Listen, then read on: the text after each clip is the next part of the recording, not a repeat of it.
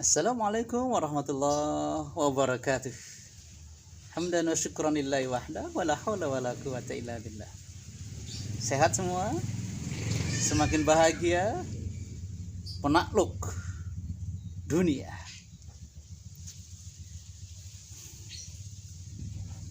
Yang semangat memburu surga. Saudaraku semuanya, kita sudah bahas dalam tutorial pertama, kedua, ketiga, keempat. Yang pertama itu harus bismillah, yang kedua hamdalah, yang ketiga ar-rahman ar-rahim, yang keempat maliki yaumiddin, yang kelima iyyaka na'budu wa iyyaka nasta'in.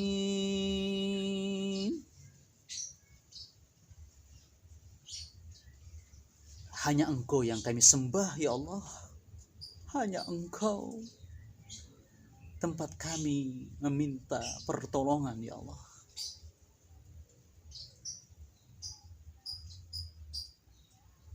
Tawakal kepada Allah. Itu ada muatan pada ayat ini.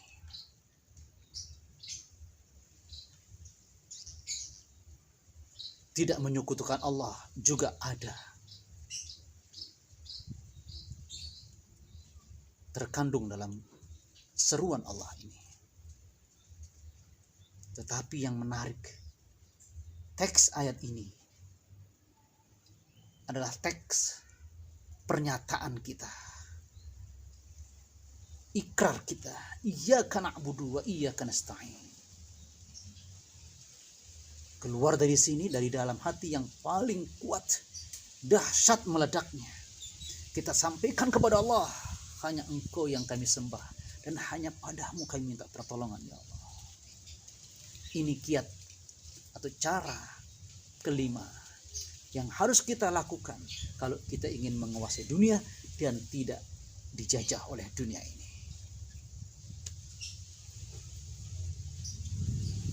Iyyaka na'budu wa iyyaka nasta'in. Nilai yang perlu kita pegang pada ini adalah kita adalah orang yang punya strategi hidup, gaya hidup, tampilan, perbuatan dan sikap, yaitu mendahulukan kewajiban dari menuntut hak. Iyyaka na'budu, kewajiban kami hanyalah menyembahmu ya Allah. Baru kami meminta hak kami. Wa iyyaka nasta'in, baru kami minta padamu ya Allah, minta hak kami ya Allah, untuk dibantu, untuk diberikan ganjaran, untuk dijaga, dilindungi. Kam dan ham harus kita tegakkan. Kita akan menguasai dunia. Jangan hanya kewajiban, dan juga jangan hanya ham. Kalau kita singkat, jangan hanya kam, kewajiban asasi manusia, tapi juga ham, hak asasi manusia. Jangan hanya ham, hak asasi manusia, tanpa kam, kewajiban asasi manusia. Coba, mari kita merenung. Mari kita saksikan apa yang terjadi di dunia ini. Kenapa dunia ini carut marut? Kenapa dunia ini semakin tidak aman? Karena yang dikumandangkan, yang didengung-dengungkan, yang digembar-gemborkan adalah HAM, hak asasi manusia. Mana kamnya? Mana kamnya? Kewajiban asasi manusia. Bagi seorang mukmin penakluk dunia, dia mendahulukan kam daripada ham. Masya Allah. Kita ambil contoh sederhana dalam keluarga. Dalam keluarga, kalau keluarga itu senantiasa memperdulikan, mendahulukan kam, kewajiban masing-masing, suami kepada istri, kewajiban istri kepada suami. Ketika suami berusaha melaksanakan dengan sebaik-baiknya, sesempurna mungkin kewajibannya kepada istrinya, maka secara otomatis hak sang suami akan terpenuhi. Karena istrinya akan membalas kebaikan suaminya. Jadi hak suami tanpa dituntut dia akan dapat. Begitu pula ketika istri melaksanakan kewajiban dengan baik, otomatis hak suami didapatkan tanpa diminta.